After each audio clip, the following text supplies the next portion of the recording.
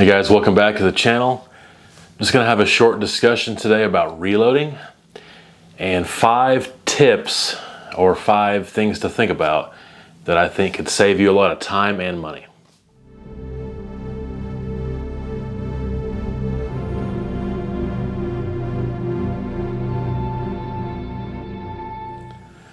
Now, I've been reloading since I was a teenager, a lot of help from my uncle. I've recently got my own equipment, doing more testing myself. In the big scheme of things, I'm a novice. There's thousands and thousands of people across the world who know a lot more about it than me. But these are things I've learned and that have helped me so far. Now, if you're one of those people who sometimes comment and kind of insinuate if you don't have 4 PhDs in a subject, you shouldn't be making a video about it, or if you haven't won the national championship, then no one cares about your viewpoint. If you're one of those people, just listen to what I have to say. And then if you feel like I'm wrong, explain to me why I'm wrong in the comments. But anyway, it's just fun to talk about, and I think it's an interesting subject. Primarily, I think this is geared toward people that are getting into the hobby, that want to become reloaders, or haven't got a ton of experience. I think this will help them. And for those who have been doing this for a long time, you might think a lot of what I'm going to say today is obvious, or you could completely disagree and have figured things out in a different way, which is fine. But I think the primary focus of this will be for those new shooters or new reloaders that are kind of getting into the hobby. All right, so let's just get into it. Number 1, there will be variables. Okay, there will be flyers. You will have dispersion. You will have deviation. That's number 1. You have to understand that. There is no perfection. This is called noise. Noise is just all the variables. Its definition would be irregular fluctuations. If there was a way to eliminate all noise from any shooting application, then it would be, you should just be able to grab your gun, set up, shoot at 1,000 yards, and all 10 or 20 bullets should go in the exact same hole. You should never have any dispersion, and every bullet would be going exactly the same muzzle velocity. This is not real. This doesn't happen. There could be a day where you have something similar like to that happen, but it's not going to be repeatable. So there is no perfection. There is no shooting 10 shots in the exact same hole over and over again. It doesn't happen. Why? There's so many variables, many of which you can control and many of which you can't. Now, F-class shooters have taken just about every variable that they can control out of the situation. Whether it's the way they shoot and how much they've practiced, or whether it's the system they've created, this 30-pound gun with this ridiculously nice equipment that it's resting on, and this $3,000 or $4,000 scope, and the tens of thousands of dollars that they've put into reloading equipment to come up with the best ammunition possible, and they're still going to get a flyer because there will always be noise. So even for an F-class shooter who weighs every bullet, who repoints the bullets, there still could be a flaw in a bullet that causes it at a certain speed to just fluctuate a little bit or wobble as it's flying down range, and potentially just be off by a little bit. Also, maybe they breathed a little differently one time, or a fly buzzed by their ear, and just that slight thing caused them to shoot just a little differently. But in reality, the deeper you go, the more you're going to realize there are literally thousands of variables, and you can't control some, you can control most, but a lot of them you're not even going to realize are happening.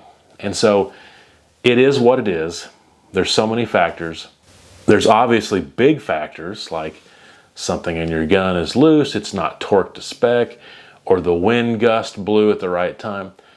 Those are big things we can kind of figure out, but there's also little things. But the point of the matter is you're never going to have perfection. There will always be noise. You can cut down the noise a lot in certain applications like F-class, but you're never going to get rid of it. So one whole groups consistently all the time is not going to happen. I understand bench rest shooters, especially those shorter range bench rest shooters get pretty darn close to that. But even they are not going to have perfection. If they could reach perfection, then everybody would get exactly the same score every single time. There are people who win and lose. So it just is not possible to have perfection. There will be noise. And so that's the number one thing that you got to understand is you're never going to take all the noise out of your shooting application. All right, so number two, when you have errors, issues, inconsistency, inaccuracy, you need to think of the order of fault. Sometimes your instinct will go immediately to the round you created, and you're going to say, okay, that difference is because of the little small change that I made in my ammunition. But the order of fault, in my opinion, should be the shooter first, the system, and then the ammunition. The shooter should be obvious. If you're using bags as a rest, are you putting the bag at the exact same place in the stock every time? Are you putting it at the very end of the stock? And maybe the stock is a cheaper one, has some flex, it's touching the barrel. And then the next time you move it back closer to the action screw, it could be a big difference. Are you breathing the same every time? I personally, when I'm getting ready to take the shot, I stop breathing for 5-10 seconds and then start to squeeze the trigger. Are you breathing on exhale? Are you inhaling when you breathe? Are you not even thinking about that? Everyone's going to do it differently, but as long as you're doing it the same every time. Are you comfortable? I would hope so. Hopefully you're not shooting sometimes when you're comfortable, other times when you're not. Maybe you're not aligned perfectly with that scope. Maybe the sun's is too much of an issue for you. Maybe the wind is really blowing hard. There's a lot of things that can cause you to shoot differently. And before you immediately go to the ammunition, you should look inwardly and think, am I being as consistent as possible? And then move to the next order of fault, which is the system. Now, if you've got all this dialed in, it's probably not the system, but it's a good way to, check things off the list. Are your action screws on your gun torqued properly? Is your base torqued properly to your rifle? Is the rings torqued properly to the base? Is there anything off with the gun? Is it a free-floating barrel? Is there anything within the system? When I say system, I mean the gun, the scope, the rings, the bases, the bipod, tripod, whatever kind of rest that you have, that entire system. Is there anything there that maybe is presenting inconsistent results? And then focus on the ammunition. But sometimes we go straight to the ammo and think that that difference was because of some little difference we made. But make sure you've taken as many variables as possible out of yourself and the way you're shooting and your system. So just know the order of fault. Number three, learn to analyze and interpret the data. Give you an example. Let's have people doing testing. Let's say person A. Let's say person A is in a controlled environment in an indoor shooting range with a giant vise or some kind of thing that holds his barrel in place where he's not even touching it. And this barrel has no contour. It's just a giant, 3-inch thick, 30-inch barrel that is extremely rigid, doesn't vibrate much. And that person shoots thousands of rounds and records all the data. Okay. Person B is a person who's bought a lightweight hunting rifle. Let's just say in a caliber like 300 Win Mag, a big, heavy, powerful caliber, but yet it's a lightweight rifle. And the barrel is a very thin barrel. So it's a thin barrel, lightweight, heavy recoiling rifle. And both person A and person B are testing by using different powder charges, different powders, different bullets, different seating depths, reloading processes, whether this matters, whether that matters. If I do this, does it have an effect? Both are doing testing, and then the results are completely different. person A says, I saw zero difference in seating depth. It did not matter where I put the seating depth. It had no difference. And here's all the data, and here's all the results that I got. Person B says, oh no, I definitely reached an accuracy node at a certain seating depth. And I tested it over and over again, and it definitely was confirmed. But if I moved that seating depth closer or further away from the lens, it definitely lost accuracy. And so one person is saying seating depth matters. One person is saying it doesn't matter. Now let's interpret this data. Let's think about this. One common reaction is to say something like, oh, they're full of it. They don't know what they're talking about. A talking about B, B talking about A. Or to say, well, they didn't do the test right or whatever. But the reality is both tests were done properly and both tests are valid. But the applications were completely different. You have to consider the testing parameters. If you look at a barrel or a gun as it's shot in, with a high-speed camera and ultra slow motion, you're gonna see some vibration and some harmonics. And if you looked at both case A and B, you're gonna see dramatically different vibrations. That thin-barreled lightweight rifle is going to have a lot more vibration in that barrel compared to the giant, rigid, non-contoured barrel that's in a vise in shooting in a controlled environment. Noise is there in both scenarios, much more noise in B, right? A lot more noise. Harmonics, of course, is there, but much more noticeable in B. Therefore, when you have more flaws and more noise, it just stands to reason that you might see more of an effect in seating depth because you have more flaws in the system and you have to work a little harder, a little deeper to fix it and to find something that works. That particular barrel or gun in B might, if you were shooting factory ammo, might not like a lot more factory ammos. It might be picky. It's probably more picky versus A, which it liked almost every factory ammo. It's because the system had less flaws, the system had less noise. So when person A said he did not see any issues with seating depth, he's not wrong. He's correct. And his method of testing was much more scientific, much more controlled, less noise, and very valid. But is it real world? No, it's really not. So guy B and his test, just as valid, but more real world, and they come up with completely different results as far as like seating depth, which is just an example, because of the systems that they were shooting and the testing parameters. So number 3 is just understanding that you have to interpret the data with a little bit of wisdom. Don't just disregard someone else's results because they don't match up with your results. All right, so if we've got down 1, 2, and 3, you understand there's gonna be noise. You can't get rid of it completely.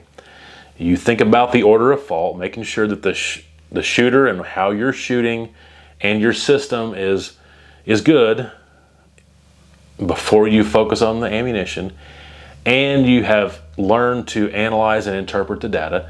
Then you're ready for number 4, and this is actual as you're doing reloading processes and you're trying to do what, if you're doing ladder tests or whatever, number 4 is the differences perceivable? Can you be confident that it's not something else? In reality, everything you do has an impact.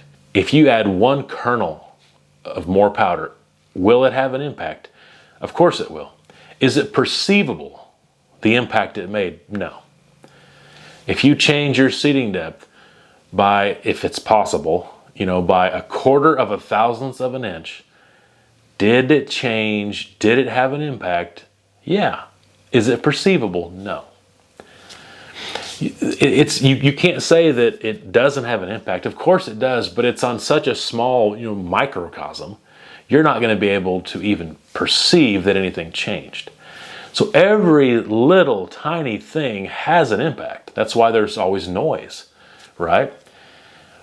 But number one, can you perceive it? And then number two, can you tell the difference between it and just the overall noise of the issue? If you do add one kernel of powder and you do see a little bit of a difference, can you be confident it was from that 1 grain of powder, or could it have been one of the other 10,000 variables that's in that noise? There's just no way to be confident. So are the things you're doing perceivable? And can you be confident that they're not something else? So what you need to do is take bigger steps in your reloading. So if you incrementally increased your powder by 1/10 of a grain, and you did 5 loads every 1/10 of a grain, I think you're wasting your time and your money. Because is there going to be a difference? Sure. Are you going to be able to perceive it? No, I don't think so. And so it's much more likely that if you go by entire grain increments, you're going to see a difference. Now there's a huge caveat here. When you get close to your max powder for a given cartridge and a given load, you need to go smaller jumps. You don't want to just keep going a grain at a grain. Once you get close to max, you need to back it up to probably half a grain. But excluding the getting close to max thing, the bigger the jump, the better, right? Because you're not going to be confident in that 10th grain increment increase of powder that it wasn't just the normal noise. There's just no way of being confident. So is it perceivable? When you're adjusting your seating depths, you could go every 2,000th and you could do a whole string, but are you going to notice a real difference? Probably not, but maybe. But even if you do notice a difference, how do you know it's not something else? Now I understand that there's some bench rest and F-class competitive shooters that do really some fine tuning, and they will adjust seating depth by 2 or 3 thousandths. But for the majority of shooters, it's going to be much more helpful and save you time and money if you make big seating depth jumps. So for instance, what I do is on all my bullets, I start at 20 thousandths from the lands, unless it's a monolithic bullet, and then I start at 50 thousandths from the lands. That's just what I do. And then I'm going to kind of do some research on the consensus of people's opinions that have shot that bullet, on whether it's a jump sensitive bullet or if it's not a jump sensitive bullet. So when I'm doing my seating depth testing, if I feel like it is jump sensitive, I might start at 20 thousandths and then go back 10 thousandths, 40 thousandths, 50 thousandths, and see if there's a notable difference. And if kind of the overall consensus is it's not jump sensitive, I might go starting at 20 thousandths and then go back by 25 or 30 thousandths, another 25 thousandths, another 25 thousandths, make even bigger jumps to see if there's a difference. So if it's a jump sensitive bullet, maybe every 10 thousandths on your seating depth. If it's not a jump sensitive, maybe every 25 thousandths. On powder, go for a full grain. But the point is, make big enough differences that you are going to be able to perceive and notice the difference and not be thinking in the back of your mind, was that just me, or was that just an irregular fluctuation that happened? So make bigger jumps. So ask yourself, is it perceivable? And then the last thing is pretty self-explanatory, but is it repeatable? So let's say you are jumping by a full grain. You are jumping by 10 or 25 thousandths on seating depths, and you have noticed a difference, and you've perceived there's a difference, and you think something. Well, you have to go back and repeat it, right? If it's not repeatable, it's worthless. If it happened one time and then you do it again and it doesn't happen, and then you do it again and it does happen, that's just noise. It's something else is going on.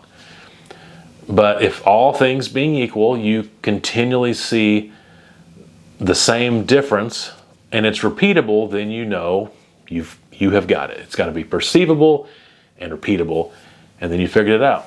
So I guess just to summarize this, every time you adjust your primer seating depth, every time you adjust your neck tension, whether you neck turn your brass, whether you don't neck turn your brass, whether you weigh your brass and your bullets, you put one extra kernel in, everything you do has an impact.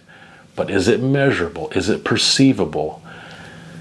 And is it repeatable? Probably not. So save yourself time and money, make bigger jumps, and just be as consistent as possible in the things you're doing, whether it's your shooting practice, making sure your system is good, and then just being as consistent as possible.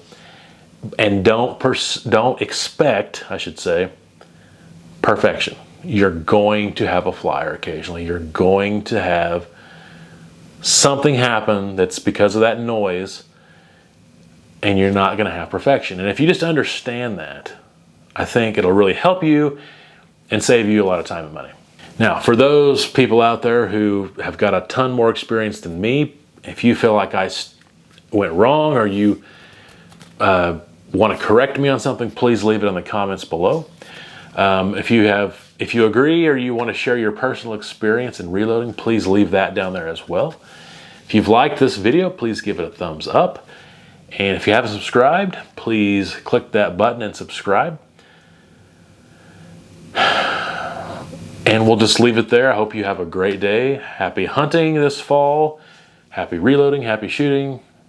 Just hopefully everything goes well in your life. And have a wonderful day and take care.